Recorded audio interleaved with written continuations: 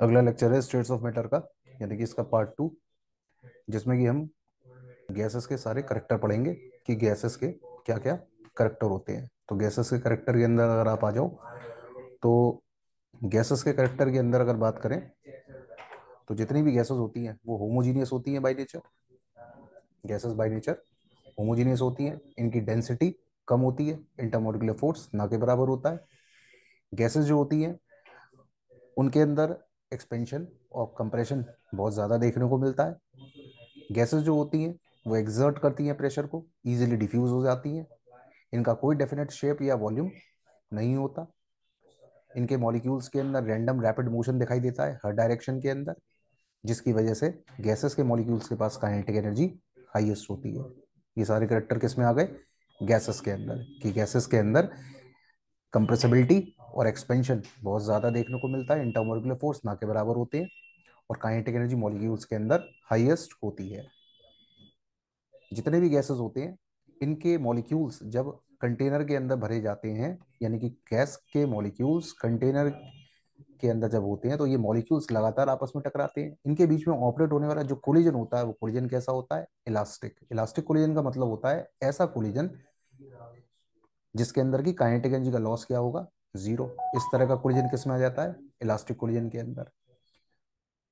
क्योंकि मॉलिक्यूल तेजी से वाइब्रेट करते हैं, जिसकी वजह से थर्मल एनर्जी जो होता है वो मॉलिक्यूलर अट्रैक्शन से काफी ज्यादा होता है। जनरली गैसेस जो होती हैं उनके अंदर चेंजेस जो आते हैं टेम्परेचर और प्रेशर के साथ, वो लगभग सिमिलर चेंजेस आते हैं लगभग सभी गैसेस के अंदर। और गैसेस फॉलो करती हैं कुछ लॉस को, उन लॉस को बोला जाता है गैस लॉस। वो गैस लॉस कौन कौन से होंगे आगे चैप्टर के अंदर? उनमें से आएगा बॉयस लॉ, दूसरा होगा चार्ल्स लॉ, तीसरा होगा गेल-लुसाक्स लॉ, चौथा होगा प्रेशर टेम्परेचर लॉ। तो ये कुछ लॉज होंगे गैसेस के लिए। टोटल पीरियोडिक टेबल में अगर बात करें, तो नॉर्मल कंडीशन के अंदर पीरियोडिक टेबल के अंदर वो सारे एलिमेंट जो कि गैसेस फॉर्म के अंदर एग्जिस्ट करते हैं वो कौन कौन से हैं? तो गैसेस फॉर्म में एग्जिस्ट करता है हाइड्रोजन, नाइट्रोजन 15 ग्रुप का मेंबर है, ऑक्सीजन 16 का मेंबर है, फ्लोरीन क्लोरीन 17 ग्रुप के मेंबर है। बाकी जितनी भी नोबल गैसेस हैं 18 ग्रुप के अंदर, नाम ही है इनका नोबल गैसेस। इसमें आती हैं सारी हीलियम, नियॉन, आर्गन, क्रिप्टन, जीनन और रेडॉन, ये सारी गैसेस हैं। तो टोटल मिला के कितने मेंबर हो गए? 11 मेंबर। तो पीरियोडिक टेबल के अंदर टोटल मिला के 11 मेंबर ऐसे होते हैं जो कि किस फॉर्म में पाए जाते हैं? गैसेस फॉर्म के अंदर पाए जाते हैं। मेजरेबल प्रॉपर्टीज, यानी गैस को डिफाइन करने के लिए क्या क्या मेजरेबल प्रॉपर्टीज होती हैं? तो गैस का वॉल्यूम, प्रेशर, टेम्परेचर और अमाउंट। अमाउंट का मतलब मोल्स। तो गैस को डिफाइन करने के लिए हमें टोटल मिला के कितने पैरामीटर की रिक्वायरमेंट होती है? टोटल मिला के 4 पैरामीटर्स की रिक्वायरमेंट होती है। वो पैरामीटर्स हैं pressure, volume, temperature and number of moles. सबसे पहले बात कर लेते हैं वॉल्यूम के बारे में। तो गैस का जो भी वॉल्यूम है वो कंटेनर के वॉल्यूम के बराबर ही होगा। Since the gas occupy the entire space available to them, the measurement of volume of gas only requires a measurement of the container। यानी कंटेनर का जो वॉल्यूम होगा वो ही एंटायर गैस का वॉल्यूम काउंट होगा। जनरली ये वॉल्यूम मेजर किस में किया जाता है? तो लीटर में, मिलीलीटर में, सीसी यानी सेंटीमीटर क्यूब के अंदर, या क्यूबिक मीटर के अंदर। इनमें रिलेशन क्या है? ये रिलेशन बहुत इंपॉर्टेंट है। 1 लीटर का मतलब होता है 1000 ml।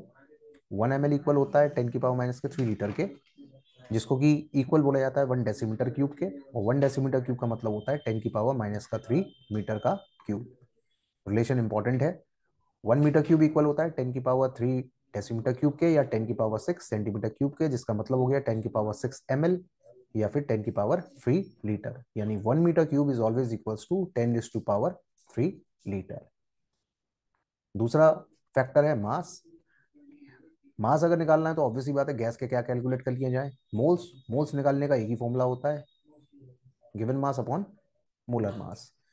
तो अगर आपको गैस का मास निकालना है तो गैस का मास निकालने के लिए मोल्स के अंदर गैस के मोलर मास का मल्टीप्लाई कर दीजिए, तो आपके पास क्या निकल कर आ जाएगा? मास की वैल्यू। तो स्मॉल एम की वैल्यू कितनी हो गई? Capital M into N. यानी कि एन का मतलब हो गया मोल्स और कैपिटल एम का मतलब हो गया मोलर मास। उसके बाद अगला करेक्टर आता है हमारे पास टेम्परेचर का। Next character is temperature.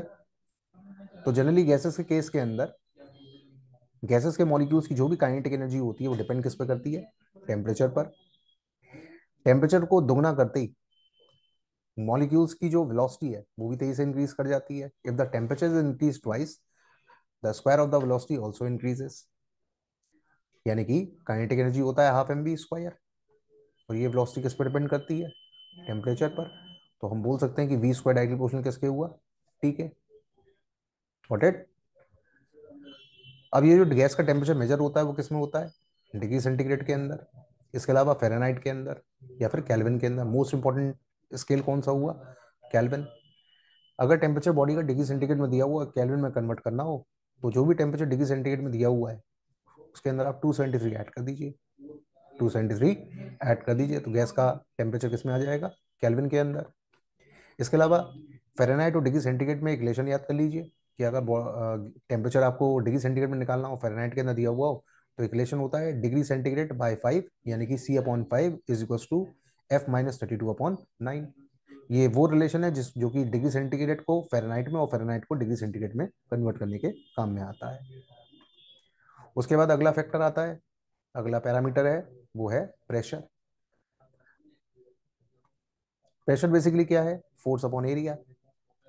Pressure का मतलब क्या है? जो गैस के मॉलिक्यूल कंटेनर की वॉल्स पे लगा रहे होंगे, यानी कितना फोर्स गैस के मॉलिक्यूल ने कंटेनर के पर यूनिट एरिया पर लगाया, वो फोर्स पर यूनिट एरिया क्या कहलाएगा? गैस का प्रेशर।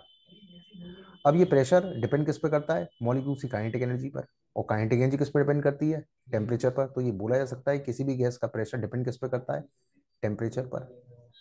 यानी कि अगर एक कंटेनर में हम गैस को भर लें और नीचे से हीट करना शुरू कर दें, तो डेफिनेट सी बात है मॉलिक्यूल्स का कंटेनर की वॉल पे प्रेशर बढ़ जाएगा, नहीं बढ़ जाएगा? तो इसलिए बोला जाता है कि गैस का जो प्रेशर होता है वो किस पर डिपेंड करता है? टेम्परेचर पर। अब कॉमनली इस प्रेशर को मेजर करने के लिए जो एपेरेटस होता है उसे हम बोलते हैं मैनोमीटर। यानी कि अगर आपको किसी गैस का प्रेशर मेजर करना है, तो गैस के प्रेशर को मेजर करने वाली डिवाइस का क्या नाम है? मैनोमीटर।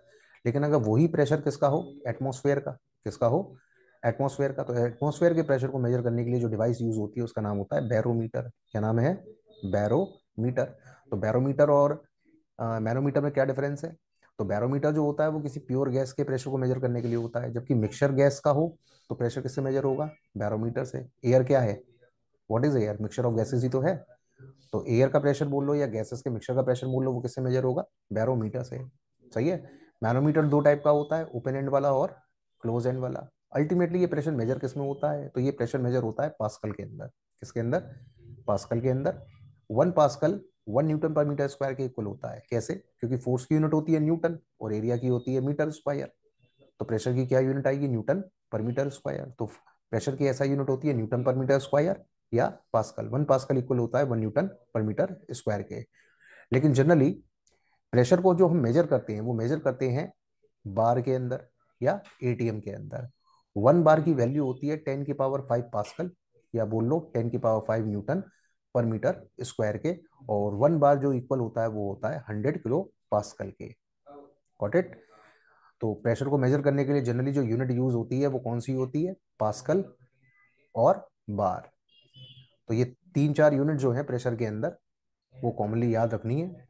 पहली यूनिट है प्रेशर की बार, दूसरी एटमॉस्फेयर, तीसरी टॉर्सली के नाम पर, और चौथी होती है हाइट के टर्म में निकाली जाती है प्रेशर की वैल्यू। मरकरी के हाइट के टर्म में, मरकरी कॉलम के अंदर कितनी हाइट पर ऊपर चढ़ रही है उसके टर्म में निकाली जाती है, तो वो कहलाती है मिलीमीटर ऑफ मरकरी, mmHg। ये भी किसकी यूनिट है? प्रेशर की। सही है। हाइट के टर्म में 1 बार की वैल्यू कितनी होती है? 10⁵ के इक्वल। 1 ATM की वैल्यू 1.013 इंटू 10⁵ के इक्वल। तो हम बोल सकते हैं कि लगभग 1 बार किसके इक्वल बैठता है? 1 ATM के। सही है। On an average 1 bar is equal to 1 ATM। इसके अलावा 1 टॉर की वैल्यू कितनी होती है? तो 1 टॉर की वैल्यू होती है 133.3 पास्कल के इक्वल। और 1 ATM इक्वल होता है 760 टॉर के। इस बात को याद रखना है, 1 ATM किसके इक्वल होता है? 760 टॉर के। तो 1 टॉर की वैल्यू कितनी हो गई? 1 ATM/760। और 1 ATM की वैल्यू लगभग कितनी लिखी हुई है? इतनी। तो इस डाटा को किससे डिवाइड कर दीजिए? 760 से। तो डाटा कितना आ जाएगा? 1.133.3। इसके अलावा मिलीमीटर ऑफ मरकरी की बात करें तो कॉलम के टर्म में 1 मिलीमीटर मरकरी का जो पास्कल में प्रेशर होता है वो कितना होता है? 133.3। उसके अलावा जो कंडीशंस यूज होती हैं वो दो तरह की होती हैं। पहली का नाम है एसटीपी या एनटीपी। जब भी क्वेश्चन में एसटीपी या एनटीपी की बात करेगा तो मतलब ये है कि टेम्परेचर कितना लेना है? 273.15 केल्विन। आप 273 ले सकते हैं। प्रेशर कितना लेना होता है 180 एम, और वॉल्यूम कितना लेना होता है, जो वॉल्यूम होता है उसको बोलते हैं मोलर वॉल्यूम, यानी 1 मोल गैस का वॉल्यूम कितना होता है 22.4 लीटर, कितना होता है 22.4 लीटर। जब भी एसटीपी और एनटीपी बोले तो ध्यान रखना गैस का वॉल्यूम आपको कितना लेना होगा 22.4 लीटर। इसके अलावा एक कंडीशन और भी होती है जिसको बोलते हैं एस ए टी पी की फुल फॉर्म होती है standard ambient temperature and pressure. जब भी एसएटीपी लिखा हुआ हो तो टेम्परेचर लेना होता है 298 केल्विन के राउंड, प्रेशर काउंट होता है 1 बार, और वॉल्यूम होता है 24.8 लीटर। डिफरेंस कितना आ गया, यहाँ 22.4 है और यहाँ 24.8 है। कंडीशन कौन सी है पहले वाले में, एसटीपी या एनटीपी, और दूसरे वाले में एसएटीपी। तो ये हो गए चारों पैरामीटर्स के डाटा, कि चारों पैरामीटर्स को हम किस फॉर्म में रिप्रेजेंट करेंगे। अब गैस को डिस्क्राइब करने के लिए रिक्वायरमेंट होती है हमें गैस लॉस की, गैस लॉस, और उन गैस लॉज में सबसे पहला आ रहा है हमारे पास बॉयल्स लॉ। तो ये हैं बॉयल्स नाम के साइंटिस्ट, ठीक, जिनके बेहाफ पर दिया गया है ये लॉ। पूरा नाम है रॉबर्ट्स बॉयल। 1662 में इन्होंने एक लॉ दिया जिसमें कि इन्होंने ये बोला कि अगर एक पिस्टन के अंदर आप गैस को भर लें और पिस्टन को ऊपर से दबाएंगे तो डेफिनेट सी बात है पिस्टन जब नीचे आएगा तो गैस का वॉल्यूम कंप्रेस हो जाएगा, नहीं हो जाएगा, ठीक। तो कहने का मतलब ये हुआ कि प्रेशर किसी भी गैस का इनवर्स किसके चलता है, उसके वॉल्यूम के। अगर हम प्रेशर को बढ़ा देंगे बाहर से तो गैस का वॉल्यूम अपने आप ही कम हो जाएगा, और अगर प्रेशर को कम कर देंगे तो नेचुरल बात है गैस एक्सपेंड करना शुरू कर देगी तो वॉल्यूम बढ़ जाएगा।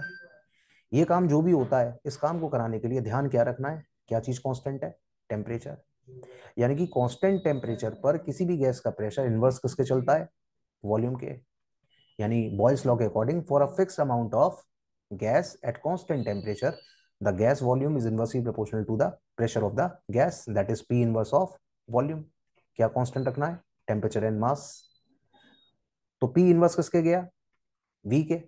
तो हम बोल सकते हैं पी वन वी वन किसके इक्वल रहेगा, पी टू वी टू के। तो बॉयल्स लॉ के according P one V one किसके इक्वल रहता है, पी टू वी टू के। यानी P one V one is equal to P two V two is equal to K का मतलब कांस्टेंट। सही है, क्योंकि इसमें टेम्परेचर कांस्टेंट रखा है तो कंडीशन क्या कहलाती है, आइसोथर्मल। क्या कहलाती है, यानी कि जब भी कंडीशन लिखी हुई आ जाए आइसोथर्मल, तो आइसोथर्मल का मतलब होता है टेम्परेचर क्या लेना है, कांस्टेंट। टेम्परेचर क्या रखना है, कांस्टेंट, और कांस्टेंट टेम्परेचर पे किसी भी गैस का प्रेशर किसके इनवर्स चलता है, वॉल्यूम के। अगर हम पी का वी के साथ ग्राफ बनाते हैं तो प्रेशर बढ़ाने पे गैस का वॉल्यूम कम हो रहा है, तो पी और वी के बीच का जो ग्राफ आएगा वो ग्राफ कैसा होगा, हाइपरबोला। कैसा होगा graph, hyperbola, rectangular hyperbola. PV का जो प्रोडक्ट है वो तो कांस्टेंट है, तो पीवी का अगर ग्राफ पी या वी के साथ लेते हैं तो प्रोडक्ट तो नहीं बदलेगा ना। तो पीवी का पी के साथ या वी के साथ ग्राफ निकालेंगे तो ग्राफ कैसा आएगा, कांस्टेंट। अगर हम पी का 1 अपॉन बी के साथ ग्राफ लें तो पी डायरेक्टली प्रोपोर्शनल आता है 1 अपॉन बी के, तो ग्राफ पी और 1 अपॉन बी के बीच में कैसा होगा, स्ट्रेट लाइन। या ये बोल लो कि वी 1 अपॉन बी के साथ डायरेक्टली प्रोपोर्शनलिटी में जा रहा है तो वी का 1 अपॉन बी के साथ ग्राफ कैसा होगा, स्ट्रेट लाइन। तो ये हो गए सारे बॉयस लॉ के ग्राफ। टोटल मिला के कितने ग्राफ बताए मैंने, 4 ग्राफ। ये सारे ग्राफ बॉयस लॉ के हैं। अब गैस के प्रेशर और डेंसिटी में अगर हमें रिलेशन निकालना हो तो वो रिलेशन क्या होगा, तो डेंसिटी गैस की प्रेशर बढ़ाने के साथ बढ़ जाती है। ये काम केवल गैसेस के अंदर ही होता है, प्रेशर बढ़ाने पे गैसेस की जो डेंसिटी होती है वो इंक्रीज कर जाती है। कैसे, क्योंकि प्रेशर बढ़ाएंगे तो वॉल्यूम कम हो जाएगा, और डेंसिटी का फॉर्मूला क्या होता है, मास अपॉन वॉल्यूम। होता है नहीं होता है, मास तो गैस का वैसे ही कांस्टेंट है, और अगर वॉल्यूम कम हो गया तो नेचुरल बात है डेंसिटी बढ़ जाएगी, नहीं बढ़ जाएगी। तो हमारे समझ में यही तो आया कि प्रेशर बढ़ाया तो डेंसिटी बढ़ गई। बता गई समझ में। तो जब डेंसिटी प्रेशर के डायरेक्टली प्रोपोर्शनल है तो सॉल्व करने के लिए हम ये बात बड़े आराम से बोल सकते हैं कि d1/d2 का जो भी रेशियो होगा वो किसके इक्वल होगा, p1/p2 के। और प्रेशर का रेशियो किसके इनवर्स चलेगा, वॉल्यूम के रेशियो के इनवर्स। तो d1/d2 का रेशियो इक्वल हुआ p1/p2 के, इक्वल हुआ p2/v1 के। सही है। इसलिए बॉयस लॉ की एक एप्लीकेशन के अंदर अगर आ जाए तो जितने भी माउंटेन क्लाइंबर्स होते हैं वो अपने साथ क्या ले जाते हैं, ऑक्सीजन का सिलेंडर। क्या ले जाते हैं, ऑक्सीजन का सिलेंडर। क्यों, हायर एल्टीट्यूड पर प्रेशर लो हो जाता है, हायर एल्टीट्यूड पर प्रेशर एयर का लो हो जाता है। अब अगर एयर का प्रेशर लो हो जाएगा तो गैस की डेंसिटी भी तो कम हो जाएगी, एयर की डेंसिटी कम हो जाएगी। तो माउंटेन क्लाइंबर्स को ऑक्सीजन लेने में प्रॉब्लम होगी या नहीं होगी, इसलिए वो अपने साथ क्या कैरी करके ले जाते हैं, ऑक्सीजन का सिलेंडर।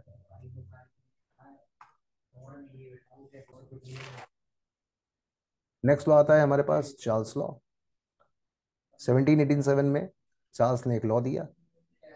ये है चार्ल्स जिन्होंने लॉ दिया।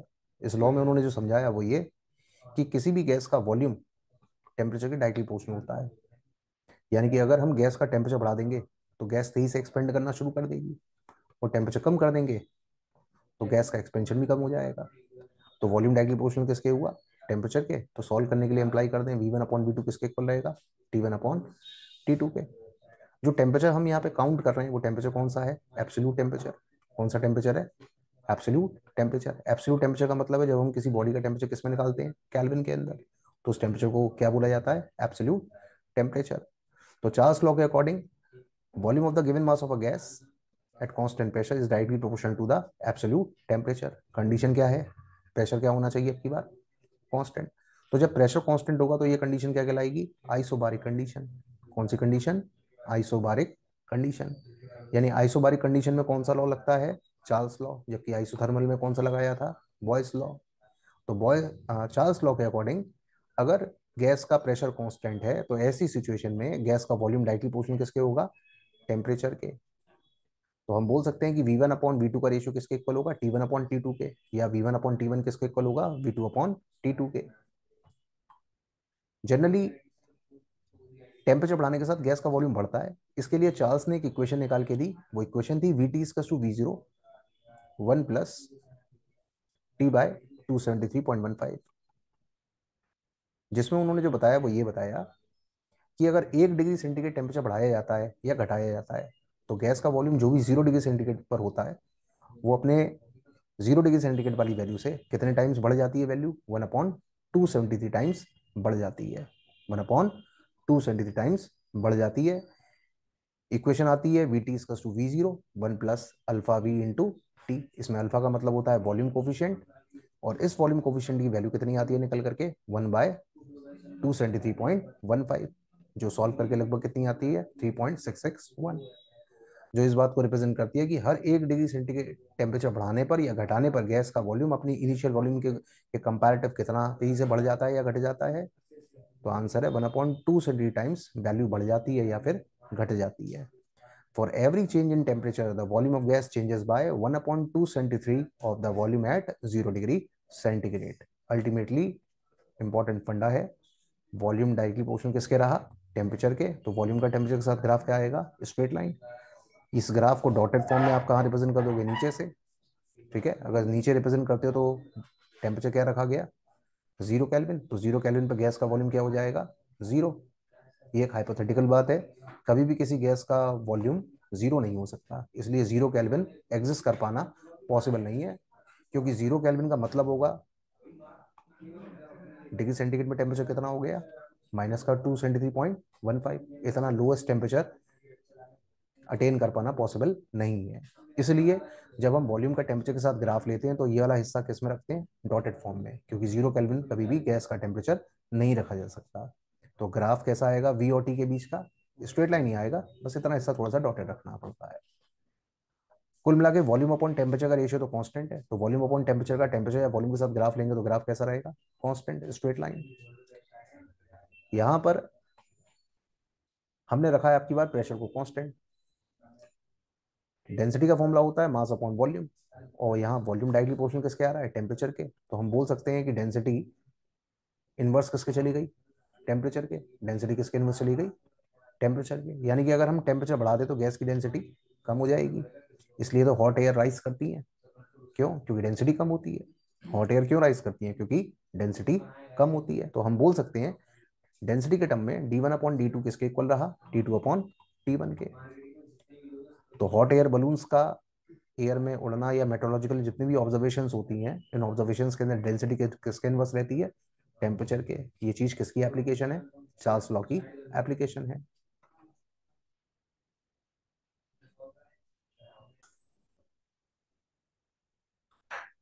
नेक्स्ट आता है हमारे पास गियो-लेसैक्स लॉ, जिसको कि हैमिल्टन्स लॉ भी बोलते हैं।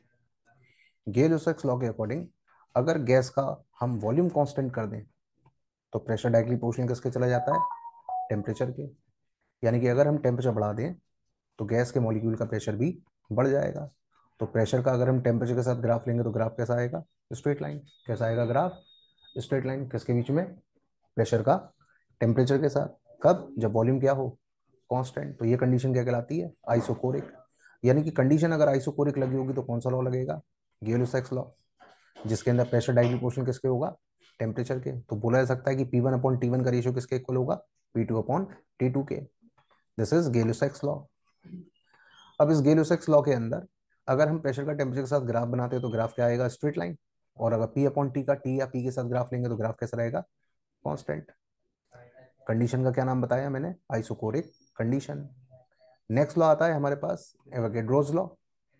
एवोगैड्रोस लॉ के अंदर एवोगैड्रोस लॉ के अंदर अगर आपके पास ये कोई दो कंटेनर है और उसके अंदर आपने दो गैसेस भर रखी हैं, गैस ए और बी, जो टेम्परेचर यहाँ ले रहे हैं वही टेम्परेचर यहाँ ले रहे हैं, जितना प्रेशर यहाँ पर है उतना ही प्रेशर यहाँ है, दोनों कंटेनर का वॉल्यूम भी सेम है। तो लॉ ये कहता है कि under similar conditions of pressure temperature and volume, under similar conditions of pressure temperature and volume, equal volume of gases contain equal number of moles और मॉलिक्यूल्स। अगर टेम्परेचर प्रेशर की कंडीशन सेम है तो volume directly proportional किसके रहेगा? Number of moles के या फिर नंबर ऑफ मॉलिक्यूल्स के। अगर वॉल्यूम भी सेम रहा तो मोल्स और मॉलिक्यूल्स की वैल्यू जो रहेगी वो भी दोनों कंटेनर के अंदर क्या रहेगी? Same. This is Charles law. यानी कि गैसेस हमेशा कंबाइन जो करती हैं वो किसके टर्म में करती हैं? वॉल्यूम के टर्म में। और वॉल्यूम प्रोपोर्शनल किसके चलता है? मोल्स के नंबर के। जैसे हाइड्रोजन का 2 मोल ऑक्सीजन के 1 मोल के साथ कंबाइन करके वाटर का 2 मोल बना रहा है, तो हम बोल सकते हैं कि वाटर का 2 वॉल्यूम, हाइड्रोजन का 2 वॉल्यूम ऑक्सीजन के 1 वॉल्यूम के साथ कंबाइन करके 2 वॉल्यूम किसका बनाएगा? वाटर के। वॉल्यूम का मतलब हो गया लीटर। तो हम ये बोल सकते हैं कि अगर 2 लीटर ऑक्सीजन के 1 लीटर के साथ कंबाइन करके वाटर का 2 लीटर बना रहा है, और अगर हमने हाइड्रोजन का 1 लीटर ले लिया तो ऑक्सीजन कितना कंज्यूम होगा? Half litre. और वाटर कितना बनेगा? Half litre. बनेगा नहीं बनेगा? Sorry, 1 litre. ठीक है, this is Charles law. Charles law के अकॉर्डिंग किसी भी गैस के 1 मोल के अंदर आने वाले मॉलिक्यूल्स का नंबर कितना होता है? इतना 6.02 इंटू 10⁻23। इस नंबर को नाम दिया जाता है एवोगैड्रोस नंबर। यानी कि 1 mole of any gas contain same number of molecules and by this law must occupy the same volume at given temperature and pressure. The volume of 1 mole of gas is known as molar volume, और इस molar volume की value कितनी रहती है? 22.4 litre STP और NTP पर। यानी कि किसी भी गैस का 1 मोल एसटीपी या एनटीपी पर हमेशा कितने वॉल्यूम को कैप्चर करता है? 22.4 लीटर को। ये वॉल्यूम कितने मॉलिक्यूल्स का होता है? 6.023 इंटू 10⁻23 मॉलिक्यूल्स का, जिसका नाम है एवोगैड्रोस नंबर। जो वॉल्यूम आता है उस वॉल्यूम को बोलते हैं मोलर वॉल्यूम। वॉल्यूम का नाम याद रखना है मोलर वॉल्यूम। मोलर वॉल्यूम की वैल्यू 20.4 लीटर। नेक्स्ट आता है हमारे पास आइडियल गैस इक्वेशन। इक्वेशन है आइडियल गैस इक्वेशन। इस आइडियल गैस इक्वेशन के अंदर हमने अब तक पढ़ा बॉयल्स लॉ, जिसमें कि प्रेशर इनवर्स किसके जा रहा था? वॉल्यूम के। या वॉल्यूम इनवर्स किसके था? प्रेशर के। कब? जब टेम्परेचर और मोल्स कांस्टेंट है, अमाउंट कांस्टेंट है। अगला चार्ल्स लॉ, जिसमें कि हमने पढ़ा वॉल्यूम डायरेक्टली प्रोपोर्शनल है टेम्परेचर के। ये बात कब वैलिड है? जब प्रेशर कांस्टेंट है। तीसरा पढ़ा एवोगैड्रोस लॉ, जिसमें वॉल्यूम डायरेक्टली प्रोपोर्शनल किसके आ रहा है? नंबर ऑफ मोल्स के। ये काम तब वैलिड है जब प्रेशर और टेम्परेचर कांस्टेंट है। ठीक है। अब अगर इन तीनों रिलेशन को मैं कंबाइन कर दूं तो कंबाइन करने पर रिजल्ट आ गया ये वाला। डायरेक्टली प्रोपोर्शनल का साइड आया, कांस्टेंट लगा दिया बीच में आर, पी को वी की तरफ ट्रांसफर कर दिया, इक्वेशन बन करके आ गई P V equals to N R T. ये जो इक्वेशन आती है इस इक्वेशन को नाम दिया जाता है ideal gas equation. The equation is ideal gas equation. क्या है आइडियल गैस इक्वेशन? तो आइडियल गैस इक्वेशन होती है एन मोल्स के लिए P V equals to N R T. 1 mole के लिए अगर निकालेंगे तो एन की वैल्यू उसमें 1 कर दीजिए तो इक्वेशन आ जाएगी P V equals to R T. हम बोल सकते हैं कि पीवी अपॉन टी का जो रेशियो रहा वो रेशियो किसके इक्वल रहा? आर के। वो आर कहलाता है गैस कांस्टेंट। यानी कुल मिलाकर के पीवी अपॉन टी का रेशियो किसके इक्वल आ रहा है? कांस्टेंट के इक्वल आ रहा है। अब अगर पीवी अपॉन टी का रेशियो कांस्टेंट के इक्वल आ रहा है तो बोला जा सकता है कि P one V one upon T one किसके इक्वल रहेगा? P two V two upon T two के। यानी आइडियल गैस इक्वेशन को हम इस फॉर्मेट के अंदर ब्रेक कर सकते हैं। This is ideal gas equation. जो आर है वो आर कहलाता है यहाँ पर gas constant. R is gas constant. Gas constant की वैल्यू आ रही है PV upon N T, N moles के लिए। पी प्रेशर है, वी वॉल्यूम है, एन मोल्स है, टी टेम्परेचर है। अगर हम यहां से प्रेशर को ब्रेक कर दें फोर्स अपॉन एरिया में, ठीक है, प्रेशर को ब्रेक कर दिया फोर्स अपॉन एरिया में, और वॉल्यूम को ब्रेक कर दिया एरिया इंटू लेंथ के अंदर। तो एरिया से एरिया कट जाएगा, बचेगा क्या, force into length. Force into length का मतलब हुआ फोर्स इंटू डिस्प्लेसमेंट, जो किसको रिप्रेजेंट करेगा, वर्क को या एनर्जी को। बाकी नीचे क्या है, मोल और टेम्परेचर। तो यूनिट जो आएगी निकल करके वो आएगी एनर्जी की, तो जूल। मोल, नीचे टेम्परेचर मेजर किया गया केल्विन के अंदर, तो यूनिट क्या आ गई निकल करके, जूल पर मोल पर केल्विन। जूल पर मोल पर केल्विन किसकी यूनिट आ गई, इस आर गैस कांस्टेंट की। यानी गैस कांस्टेंट का फिजिकल सिग्निफिकेंस क्या है, तो गैस कांस्टेंट बेसिकली ये बताता है कि गैस जब एक्सपेंड या कंप्रेस करती है तो वो गैस कितना वर्क या कितनी एनर्जी कंज्यूम करती है पर मोल पर यूनिट टेम्परेचर के अंदर। This is the physical significance of gas constant. इस गैस कांस्टेंट की जो यूनिट्स हैं, अगर यूनिट्स की हम बात करें तो इसकी जो यूनिट्स हैं वो यूनिट्स हैं, पहली 0.0821 लीटर एटमोसफेयर पर केल्विन पर मोल, इंपॉर्टेंट है ये यूनिट, काम में आती है। इसके अलावा जूल के अंदर 8.314 जूल पर मोल पर केल्विन। इसके अलावा एक वैल्यू याद रखनी है 1.99 कैलोरी पर मोल पर केल्विन, जिसको कि रफली आप बोल सकते हैं 2 कैलोरी पर मोल पर केल्विन। ये सारी वैल्यूज काम की वैल्यूज हैं जो याद रखनी है। इसके अलावा और भी हैं, ठीक, लेकिन फर्स्ट वाली ये वाली और ये वाली। उसके बाद गैस कांस्टेंट अगर आपको निकालना हो गैस के, अगर गैस अगर गैस कांस्टेंट आपको निकालना हो गैस के एक सिंगल मॉलिक्यूल का, तो निकालने के लिए आपको कुछ नहीं करना है, उस गैस कांस्टेंट को एवोगैड्रोस नंबर से डिवाइड कर देना है। अगर आप गैस कांस्टेंट को एवोगैड्रोस नंबर से डिवाइड करते हैं तो डिवाइड करने पर जो डाटा आता है निकल करके, वो डाटा आता है 1.38 इंटू टेन की पावर माइनस का 23।